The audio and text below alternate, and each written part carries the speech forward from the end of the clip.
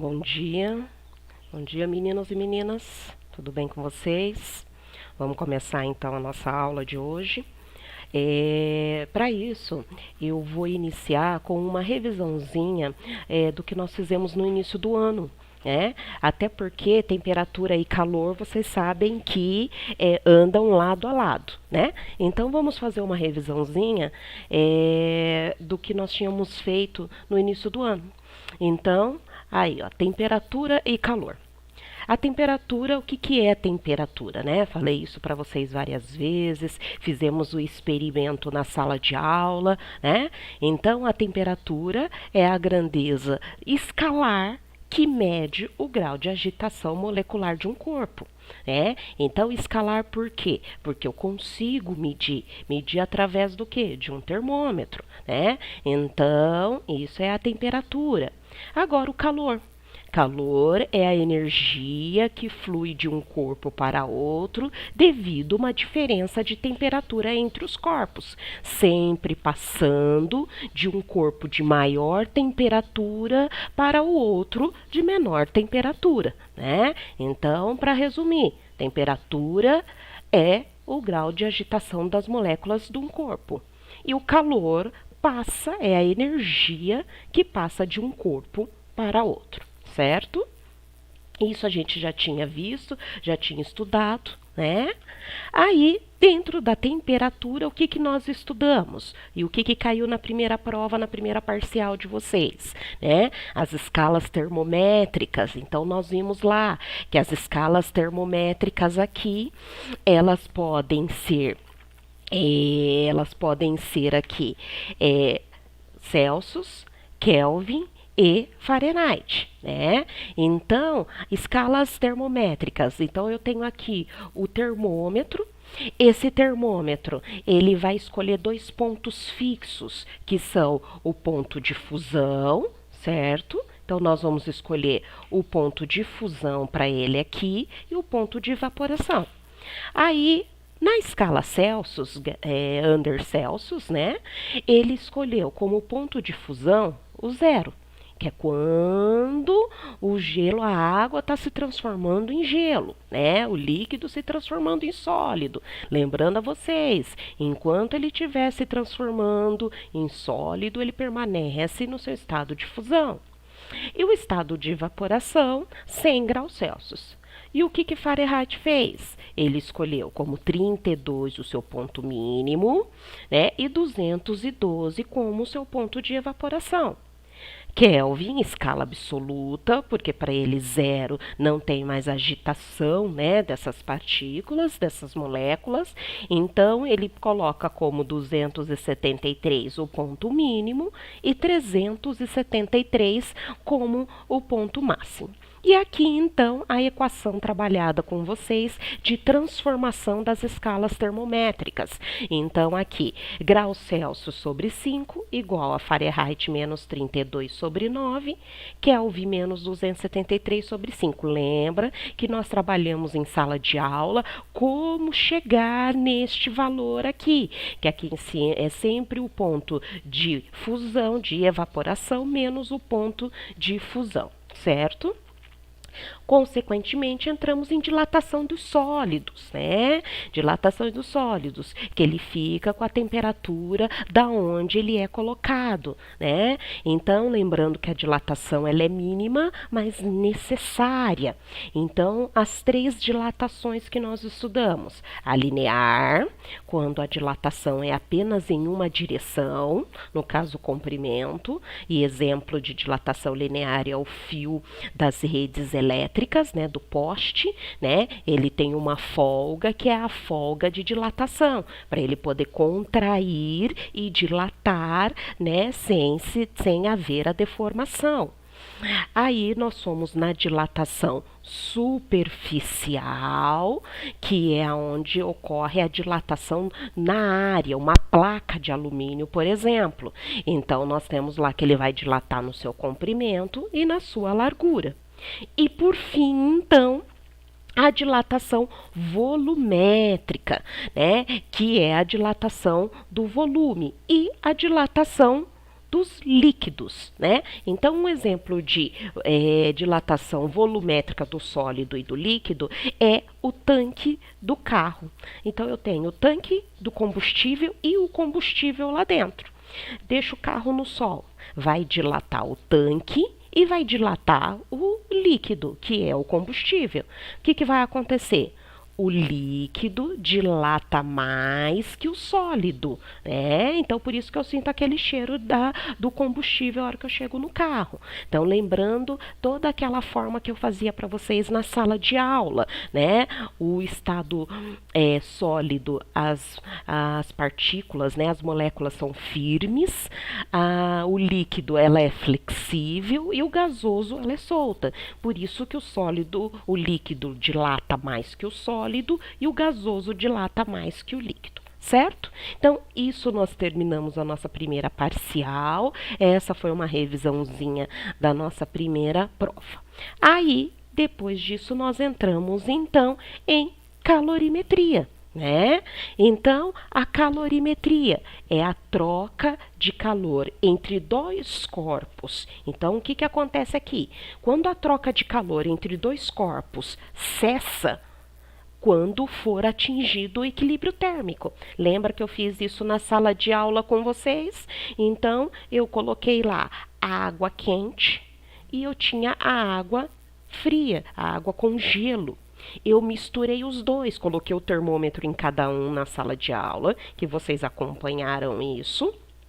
Viram a temperatura de um, viram a temperatura do outro. Quando eu misturei os dois, o que aconteceu?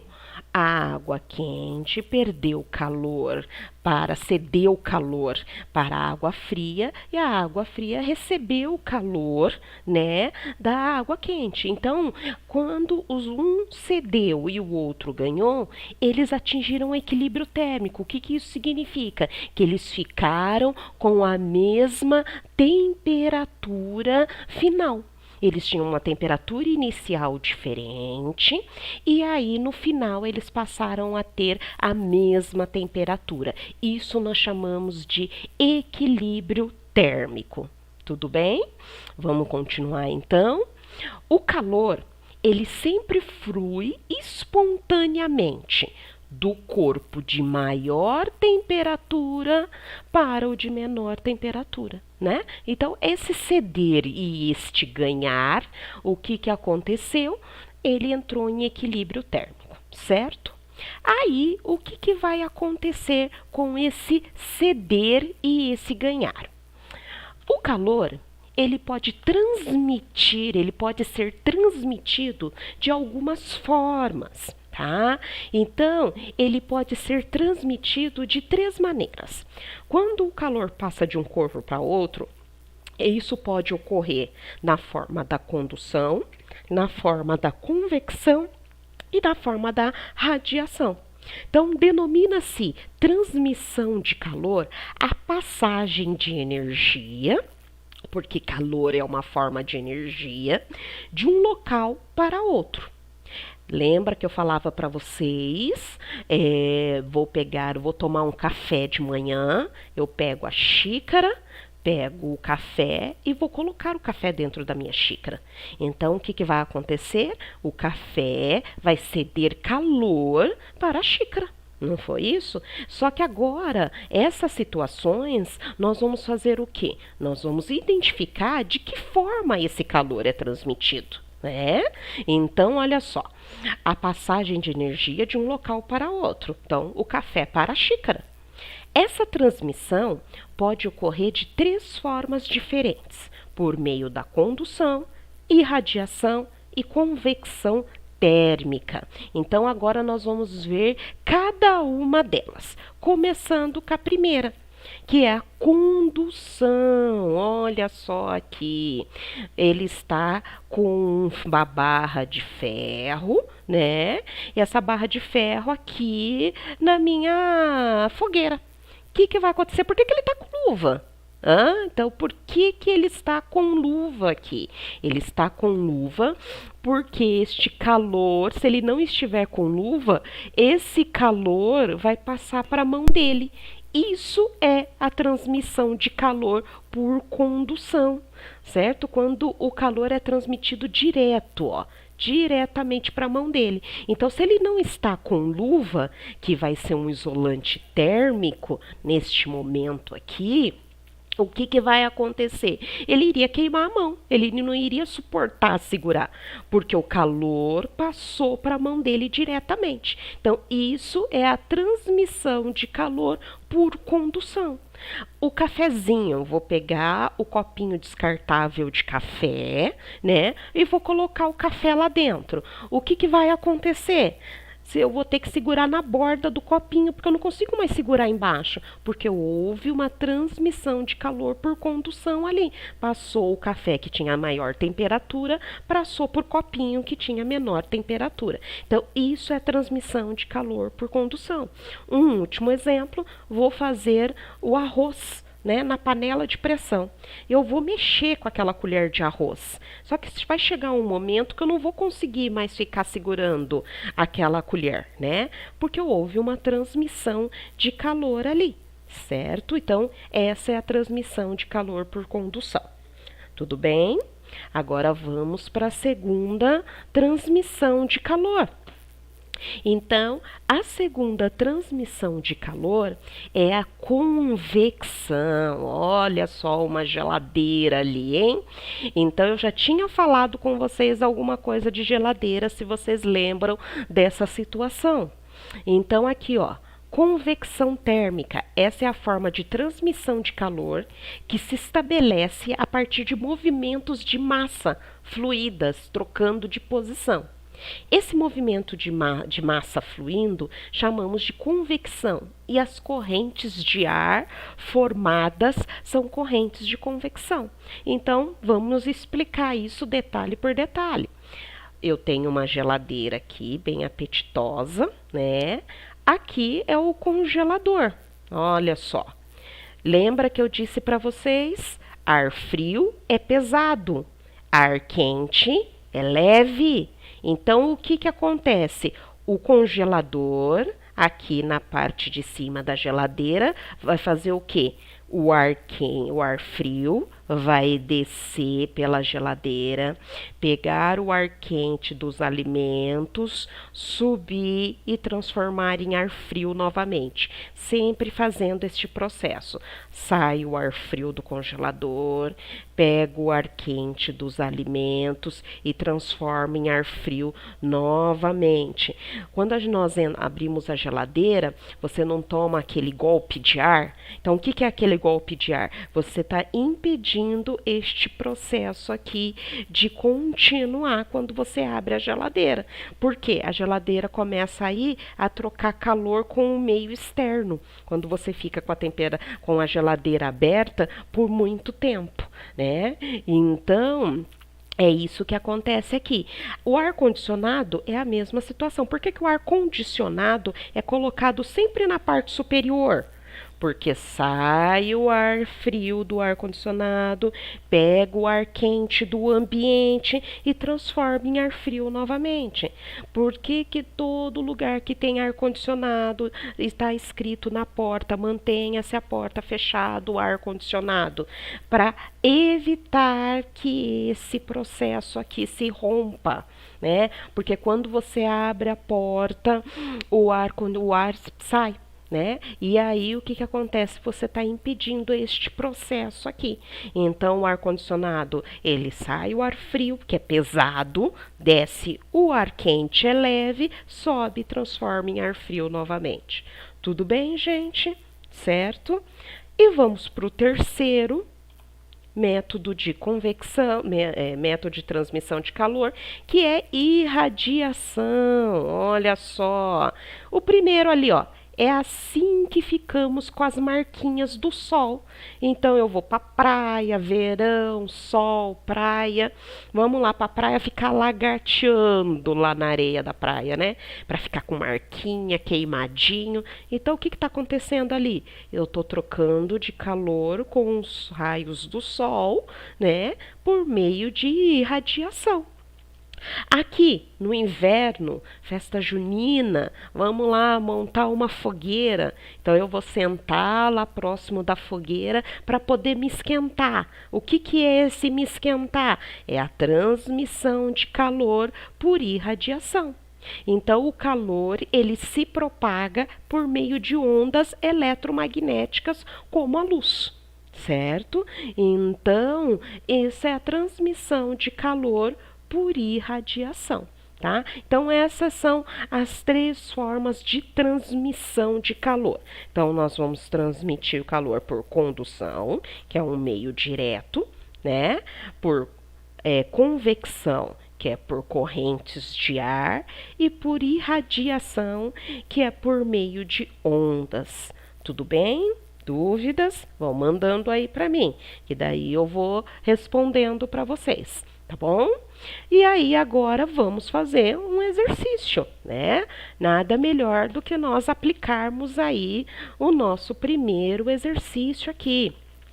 Então, olha só, primeiro exercício. Há pessoas que preferem um copo de cerveja com colarinho e outras sem colarinho. Então, eu tenho aqui a cerveja, né? Vamos lá tomar um chopinho, né?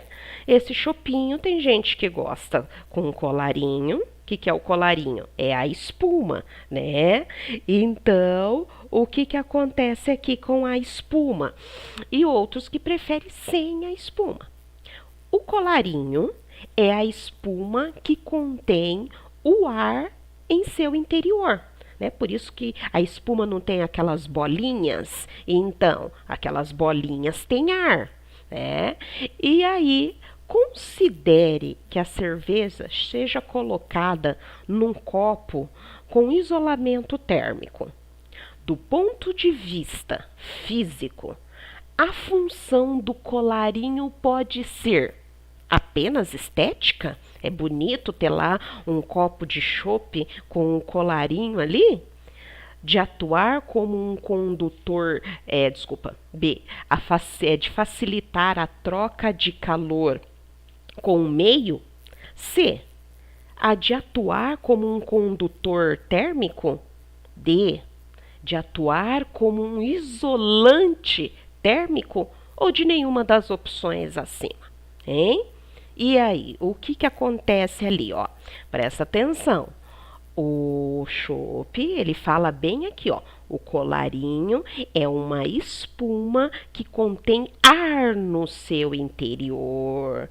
E o ar, o que acontece com o ar? Ele é um isolante térmico ali, não é? Então, se o ar é um isolante térmico e a espuma contém ar, então, qual é a alternativa ali? A alternativa correta, então, a alternativa correta vai ser a letra D. Por que a letra D ali? Porque há de atuar como um isolante térmico, tá? Pois, o que acontece? A espuma, ela apresenta uma grande quantidade de ar. E essa quantidade de ar vai atuar como um isolante. Tudo bem? Certo? Já que nós estamos falando de uma cervejinha, vamos falar do que combina com ela, que é um churrasco, não é? Então, vamos lá. Olha só. Preparar um bom churrasco é uma arte em todas as famílias.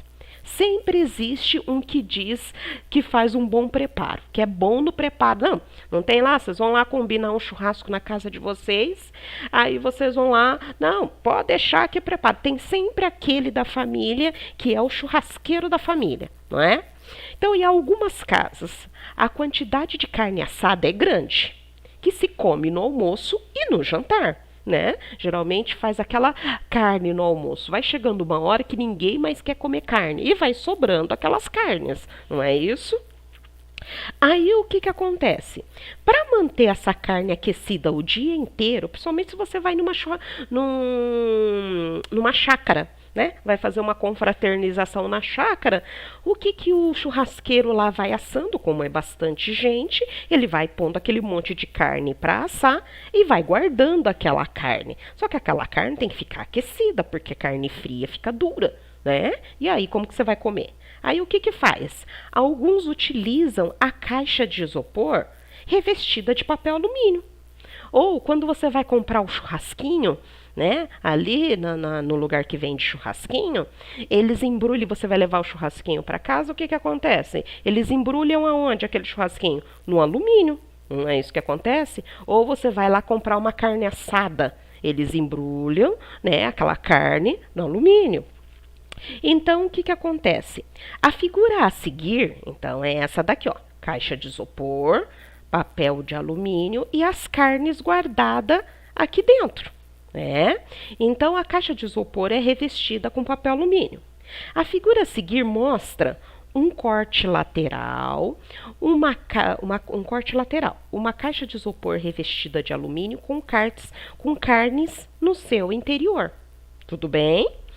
Considerando o exposto, assinale a alternativa correta que completa as lacunas da frase a seguir. Então, vamos lá. Então, a frase a seguir é a seguinte: a caixa de isopor funciona como um recipiente adiabático. Opa, pera lá. Adiabático, mas professora, o que que significa adiabático? Adiabático significa que é um sistema isolado de qualquer troca de calor. Então, quando eu fecho a caixa, eu estou isolando aquele sistema lá embaixo. Então, não está havendo troca de calor. Então, isso é que significa o sistema adiabático, certo? É um sistema isolado de qualquer troca de calor. Tudo bem? O isopor, então vamos lá. A caixa de isopor funciona com um recipiente adiabático. Legal. O isopor tenta... Epa, o que que o isopor tenta? Vamos lá. Ele tenta impedir ou ele tenta facilitar a troca de calor com o meio? O meio externo, certo? Então, o isopor, ele tenta o quê? Impedir ou facilitar a troca de calor por meio de quais meios de transmissão de calor? Por convecção, por condução ou por irradiação? E o alumínio, ele tenta impedir pelo quê? Pela convecção, pela condução ou pela irradiação? Então, agora nós vamos ter que analisar certinho. Então, vamos lá. O isopor, ele tenta impedir, e isso já é fato. Então, o isopor, ele tenta ali estar impedir. Isso é fato, ele não vai facilitar a troca de calor com o meio. Aí é que vem a situação. Por quê? Por condução.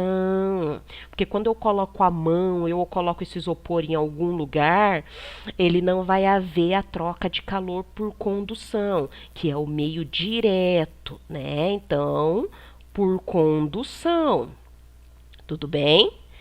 E o alumínio? O alumínio, ele tenta impedir a transmissão de calor por irradiação, tá? Que é o alumínio. Então, é por irradiação. Certo? Aqui, irradiação. Tudo bem? Então, olha só. O alumínio tenta impedir por irradiação. Então, a letra correta aqui vai ser a letra C. Impedir condução e irradiação do calor. Alguma dúvida, gente? Tudo bem? Deu para entender? Então, tá. Vamos para o nosso próximo slide. Vocês lembram que eu sempre falo para vocês que a física, nós temos que entender o fenômeno, o fenômeno é de extrema importância, o entendimento dela, aí para podermos o quê? Aplicar a ferramenta da matemática para comprovar esse fenômeno que nós entendemos. Então aqui nós entendemos que o calor ele pode ser transmitido de três maneiras: condução, irradiação e convecção. Perfeito. Agora nós vamos calcular, tá? Então agora nós vamos calcular de que forma essa transmissão de calor vai acontecer. Então, essa cerveja ali, ela recebeu calor. Qual foi a quantidade de calor que essa cerveja recebeu? Então, é isso que nós vamos ver a partir de agora. Então, denomina-se calor sensível ou calor específico. Isso eu já tinha começado com vocês na última aula antes de nós estarmos entrando em quarentena, né? Então eu tinha já começado esse conteúdo com vocês. Então denomina-se calor sensível ou calor específico o calor que provoca uma variação na temperatura de um corpo. Aqui é de extrema importância, isso daqui, sem que ele mude de estado físico, certo? Então, olha só isso daqui. Calor sensível. Vamos lá. Eu vou colocar uma barra de ferro, igual aquela figura lá da condução. Então, a figura lá da condução. Eu vou colocar a barra de ferro. Então, vamos voltar aqui, ó, nesse exemplo aqui, ó. Vamos voltar aqui, ó. O que está acontecendo aqui? Está acontecendo que essa barra de ferro aqui, ela está só recebendo calor, mas ela está continuando sendo barra de ferro. Ela não está derretendo, então ela não está mudando o seu estado físico, certo? Então, calor sensível é quando a barra recebe calor ou quando o objeto recebe calor e não muda o seu estado físico, continua sendo a barra de ferro, certo? Então, olha só, isso é o calor sensível. Então, calor sensível ocorre só a variação de temperatura. Só a temperatura aumenta ou diminui, mas ele continua sendo aquele objeto, ele não muda o estado físico. E aí a gente representa aqui, ó, quantidade de calor é igual a massa vezes o calor específico. O que é o calor específico? É a constante de proporcionalidade que é a característica dada do corpo, né? Então, o calor específico, quanto maior é o calor específico, o ponto de fusão dele, o ponto de evaporação dele demora mais, né? Então, o que acontece aqui? É específico de cada material, certo? E aqui a variação de temperatura. Na sala eu usei com vocês ΔT, tá certo? Vamos permanecer assim. Então, quantidade de calor que o corpo ganha ou que o corpo cede é igual a massa vezes o calor específico vezes a variação de temperatura, né? Então, isso aqui a gente já tinha trabalhado na sala de aula, tudo bem? Então, vamos lá. E aí, exercício aqui. Eu dei para vocês no nosso Classroom do colégio uma lista de exercício, né? Sobre essa parte de quantidade de calor. E aí fiz um vídeo, né, lá no YouTube e coloquei o link para vocês acessarem e continuarem a resolução da lista de exercício. Agora, com o Classroom do Estado, eu também coloquei lá para vocês, eu usei as duas listas, o Estado colocou lá, duas listas de exercício, que está dentro do que vocês já sabiam, então por isso que eu resolvi permanecer com as duas listas que tem lá, e aí eu fiz um vídeo e coloquei o link desse vídeo lá, explicando a lista de exercícios sobre dilatação dos sólidos, tá? Então, o link está lá no Classroom da CED. E esse material eu também vou estar colocando lá para vocês, tá bom? Para vocês terem acesso a eles. Então, nós vamos combinar da seguinte forma.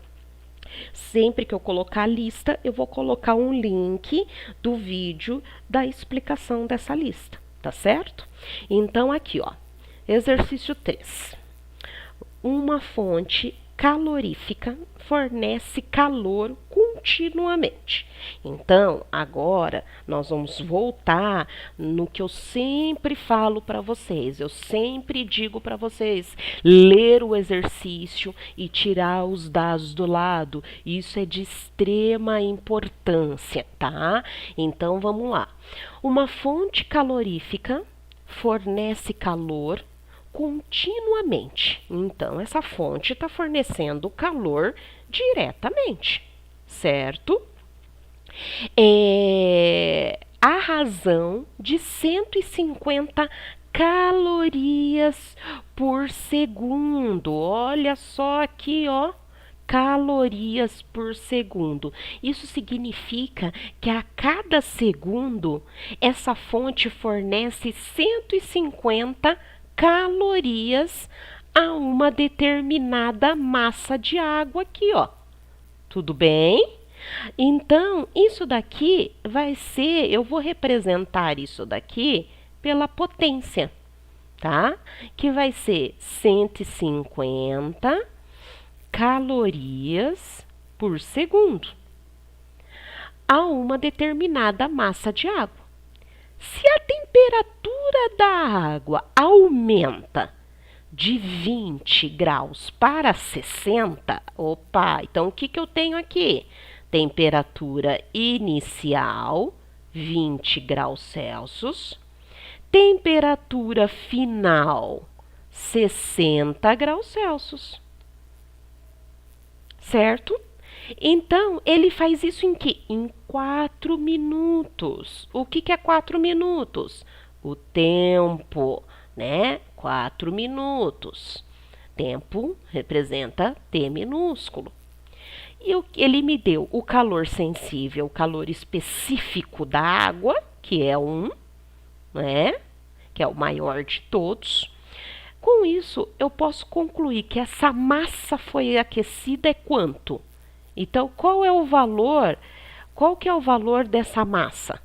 Então, eu quero saber o valor, o valor dessa massa aqui. Então, quanto que vai ser o valor dessa massa? Tudo bem? Então, tá. Massa. Voltando aqui. Massa, eu tenho aqui, ó. Ele não me deu massa, ele está me perguntando a massa, ele me deu o calor específico e ele me deu temperatura. Olha que legal, eu já tenho meio caminho andado aqui, não é isso? Então, esse meio caminho andado, vamos lá, que é igual a massa, calor específico, variação de temperatura. Tudo bem? O que? Mas tá, professora. Cadê o que daqui? Que ele não me deu a quantidade de calor. Verdade, ele não me deu. Então, eu vou deixar ali. Massa, ele me forneceu? Não, é a pergunta do problema. Então, eu vou copiar novamente. E o calor específico? Calor específico, 1. Variação de temperatura, sempre final, menos inicial. 60 menos 20, 40. Tudo bem? Certo? Tá. E agora, como que eu vou sair dessa situação aqui? Simples. Ele não me deu potência? Ah, ele não me deu tempo? Opa, pera lá. Ele me deu tudo isso aí. Então, potência é igual a trabalho. Mas trabalho, professora? Trabalho é energia, gente. E calor é energia também. A energia não é criada, não é destruída. Ela é transformada, né? Então, eu posso colocar o calor aqui, ó, dividido pelo tempo. Tudo bem? Potência, ele me deu 150. ele me deu a quantidade de calor, é o que eu quero descobrir. E o tempo? Minutos. E aqui está em segundos. Então, o que eu tenho que fazer? Transformação. Minuto para segundo vezes 60. Vai dar, então, 240. Tudo bem? Então, a quantidade de calor aqui vai ser de 36.000 calorias. Alguma dúvida, gente? Aí, venho aqui e coloco o 36.000 aqui. Tudo bem? Aqui vai ficar massa igual a 36.000 dividido por 40. Tudo bem? Então, a minha massa é igual a quanto? 36.000 dividido por 40, 900 gramas. Olha só. Então, a resposta alternativa correta, a letra E. Certo, gente? Dúvidas? Vão mandando, vão perguntando, tá bom? Agora, então, vamos para o exercício número 4, tá? A quantidade de calor que se deve fornecer a 1.000 gramas de uma substância. Então, olha só. A quantidade de calor que se deve fornecer. Então, essa é a pergunta do problema. Eu quero saber aqui a quantidade de calor que se deve fornecer a 1.000 gramas de uma substância. 1.000 gramas vai ser massa. 1.000 gramas de uma substância para elevar sua temperatura de 5 graus Celsius. Então, aqui ele está falando que é elevar. Então, esse aqui, ele já é a variação de temperatura, 5 graus Celsius. É igual a 3 calor. Opa, professor, mas você não falou que a quantidade de calor que se deve fornecer? Isso, por isso a leitura do exercício. Olha só, a quantidade de calor que se deve fornecer a 1.000 gramas de uma substância para elevar sua temperatura a 5 graus Celsius é 3 calorias. Olha a leitura, a importância disso. Então, 3 calorias. Qual é a pergunta do problema? Agora sim. Qual o calor específico da substância nesse intervalo de temperatura considerado acima, que é 5 graus Celsius? Tudo bem? Então, aqui é simples. Quantidade de calor, massa, calor específico, variação de temperatura. Quantidade de calor, 3.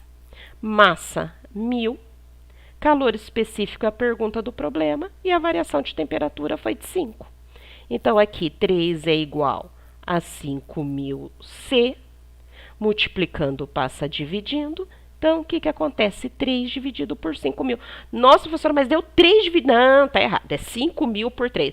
Gente, presta atenção. Né? 3 dividido por 5, né? Então, fazendo 3 dividido por 5 aqui, eu vou ter, então, um calor específico de 0,00... Opa! 0,6. Qual que é a unidade de medida de calor específico? Calorias por gramas, graus Celsius. Tudo bem, gente? Tá? Então, lembrando que eu vou passar esses slides para vocês lá no Classroom do Estado, tá bom? Então, vamos para o próximo. Aqui, ó, uma barra de alumínio de 400 gramas, então eu tenho aqui, ó, uma barra de alumínio, esse aqui é bem legal também, uma barra de alumínio de 400 gramas, então, a massa dessa barra, 400 gramas, recebe, olha só, recebe 4.400 calorias, então, 4.400 calorias de uma fonte de calor, sabendo que a temperatura inicial do bloco, né, é 20 graus Celsius, então, temperatura inicial é igual a 20 graus Celsius.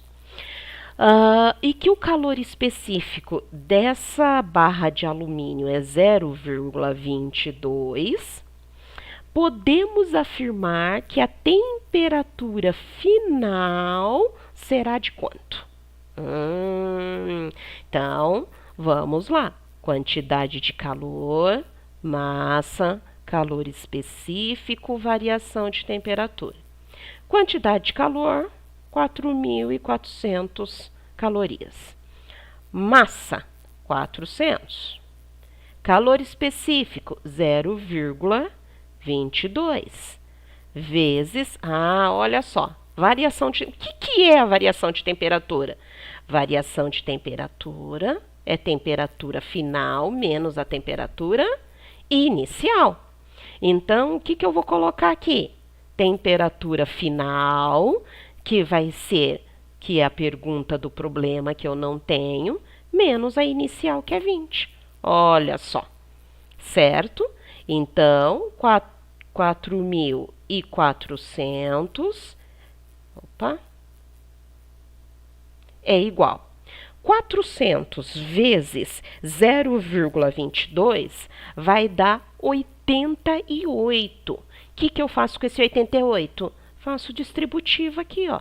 88 vezes TF, 88 TF, menos 88 vezes 20, 1.760. Tudo bem até aqui, gente? Certo? Agora, o que eu vou fazer com tudo isso daqui? Vou agilizar aqui, ó. Vou fazer 4.400, vou trazer o menos 1.760 para cá, que vai vir mais. Então, vai ficar 4.400 mais 1.760, vai dar 6.160, igual a 88 TF. Tá multiplicando, passa dividindo. TF é igual a 6.160 dividido por 88, que vai ser igual a 70 graus Celsius. Alternativa D.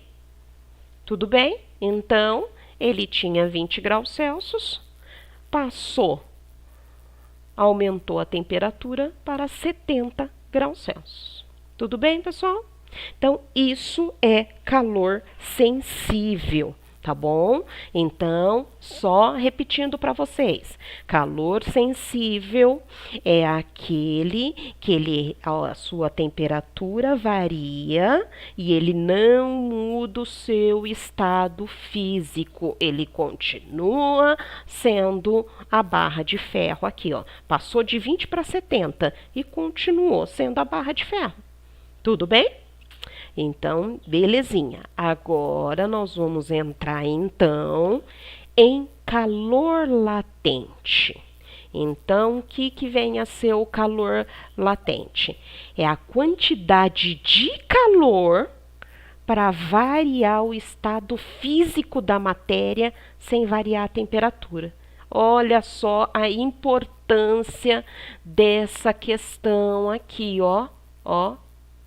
Olha a importância disso daqui. Calor sensível, varia a temperatura e não muda o estado físico. Calor latente, não varia a temperatura e muda o estado físico, certo? Que é o gelo que eu expliquei para vocês e comprovei isso na sala de aula quando eu levei o gelo e o termômetro para vocês.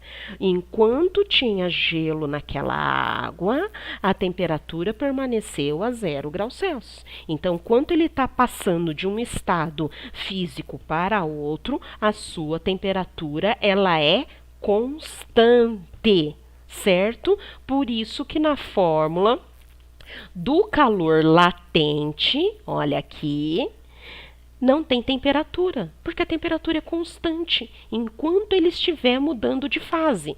Então, nós usamos o calor latente quando o objeto está mudando de fase. Então, massa, né? E o calor latente aqui, que é o quanto ele vai mudar, certo? Então, vamos lá. Depois eu vou voltar nessa tela, mas eu quero ir para esta daqui, ó. Vamos fazer uma revisãozinha disso daqui? Então, isso aqui vocês já, desde o fundamental, vocês já vêm trabalhando com isso daqui. Mas vamos refazer. Então, vamos lá. Os 3 estados físicos da matéria, certo? Então, nós temos aqui sólido, líquido, gasoso. Sólido se transformando em líquido, eu tenho a fusão, que é o gelo aqui derretendo. Tudo bem? Agora, o líquido se transformando em vapor, vaporização, tá? Aí, eu tenho aqui o vapor se transformando em líquido, que é a condensação, que é o caso da chuva. Vapor evapora a água dos rios, mares, né? A chuva, a nuvem, como tem atmosfera, como está com uma temperatura menor, o vapor vai bater, vai esfriar, voltando em forma de gotículas de água novamente. Tampa da panela de arroz. O arroz fervendo, tampei, então tiro a tampa de novo, escorre a água. Então houve uma condensação ali, certo? Líquido indo para sólido, a forminha de gelo que eu coloquei no meu congelador para fazer gelo. Então, é a solidificação. E aí nós temos a sublimação, tanto do vapor direto para o sólido e sólido para o vapor, nós temos a sublimação. Um exemplo aqui rápido de sublimação de sólido para vapor, naftalina, né? Então, a naftalina, a pedrinha de naftalina, você deixa lá, ela vai diminuindo, então é o sólido evaporando. Então, isso é a sublimação. Certo, gente? Isso é importante para quê? Voltando na tela anterior. Isso é importante para que nós voltamos aqui. Olha só aqui, ó. O gelo, que é fusão, o gelo se transformando em água novamente, o que que acontece aqui, ó? O gelo se transformando em água, que é fusão, ele precisa receber, para cada grama de gelo, ele precisa receber 80 calorias para poder derreter, certo? Então, quando eu tirei o gelo lá do meu congelador, deixei em cima da minha pia, aquele gelo, ele precisa, para cada grama daquele gelo, ele tem que receber 80 calorias para começar a derreter. Na solidificação, que daí é a água virando gelo a 0 graus Celsius, lembra? Tirei a água da minha torneira a uma temperatura ambiente, coloquei no meu congelador. Aquela água ela só vai se transformar em gelo quando ela chegar a 0 graus Celsius. Enquanto ela não se transformar totalmente em gelo, ela não sai do zero. Certo? Então, a água ela precisa perder, a cada grama de água, ela precisa perder 80 calorias para poder virar gelo. Certo, gente? Vaporização é a mesma coisa. A hora que a água está vapor 100 graus Celsius. Então, cada grama de água precisa receber 540 calorias para poder evaporar. Tá? Aqui, no calor da condensação, que é o vapor voltando para a água novamente, nós temos aqui, então, que ele precisa perder 540 calorias, tá certo? Isso é para a água a uma pressão atmosférica normal, tá? De 1 atm. Tudo bem, gente? Então, vamos aplicar isso daqui. Vamos lá para o próximo. Olha, vamos para um exercício aqui. Um corpo de massa 6 gramas. Olha só. Então, vamos lá. O corpo de massa 6 gramas. Esse corpo, ele está no seu estado sólido, tá? Então, é um corpo que está no estado sólido. Ele é aquecido, esse corpo, até o seu ponto de fusão. O que significa isso? Que esse corpo é aquecido até até ele começar a derreter. Sabendo que o calor latente desse corpo é 35 calorias por gramas, o que ele está falando aqui? Que a cada grama desse corpo, ele precisa receber 35 calorias para poder derreter. Então, o calor latente da fusão aqui é 35 calorias por gramas. Traduzindo o exercício para vocês. Se a cada grama ele precisa receber 35 calorias para derreter, 6 gramas ele vai precisar de quantas calorias para derreter? Entenderam? O exercício? Então, olha só. 35 calorias a cada grama esse corpo tem que receber para derreter. Só que eu tenho 6 gramas dessa massa, desse corpo. Então, quantas calorias eu preciso ter para ele derreter? Certo? Então, quantidade de calor, massa, vezes o calor latente da fusão desse corpo. Quantidade de calor, a massa é 6 e o calor latente da fusão é 35. Quantidade de calor, então, vai ser igual a 210 calorias. Então, cada grama tem que receber 35 calorias. 6 gramas vai receber, então, 210 calorias. Tudo bem, gente? Certo? Então, vamos para o último exercício, tá? Vamos para o último exercício aqui, para nós podermos, então, aplicar. Inicialmente, em estado físico, no seu estado líquido, um corpo com massa de 40 gramas é resfriado e alcança, devido ao resfriamento, um estado de fusão. Sabendo que a quantidade de calor é 1.200 calorias, eu quero saber, então, qual é o calor latente da fusão. Certo? Então, olha só o que acontece. 40 gramas, tá? Ele tem que receber 1.200 calorias. Então, eu quero saber, cada grama, quantas calorias ele tem que receber. Então, quantidade de calor, massa, calor latente. Quantidade de calor é 1.200, a massa 40, e o calor latente é o que eu quero descobrir.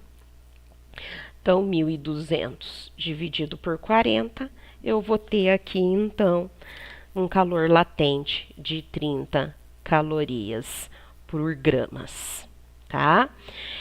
Eu tinha mais 2 exercícios, mas aí o nosso tempo já encerrou. Mas esses 2 exercícios eu vou estar colocando lá no Classroom.